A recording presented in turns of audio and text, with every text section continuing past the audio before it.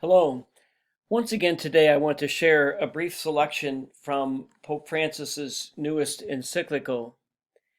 And in this passage, the Pope tells us that he does not want what he has said so far in the letter to appear cold or detached or to give us the impression that there is no hope.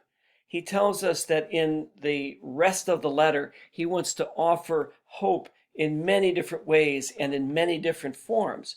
And so let me conclude the passages that I've read this week with this one from section 54. Despite these dark clouds, which may not be ignored, I would like in the following pages to take up and discuss many new paths of hope. For God continues to sow abundant seeds of goodness in our human family. The recent pandemic enabled us to recognize and appreciate once more all those around us who, in the midst of fear, responded by putting their lives on the line.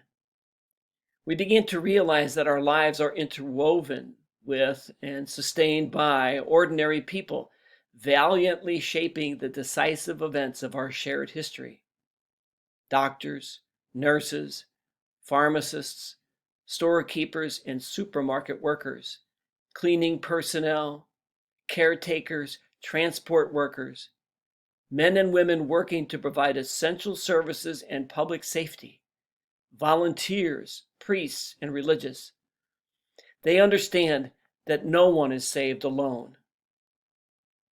I invite everyone to renewed hope, for hope speaks to us of something deeply rooted in every human heart, independently of our circumstances and historical conditioning.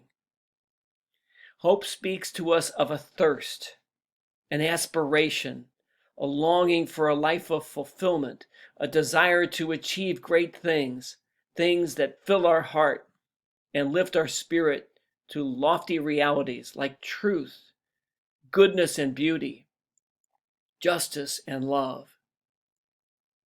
Hope is bold.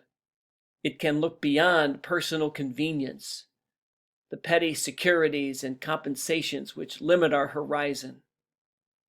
And it can open us up to grand ideals that make life more beautiful and worthwhile. Let us continue then to advance along the paths of hope.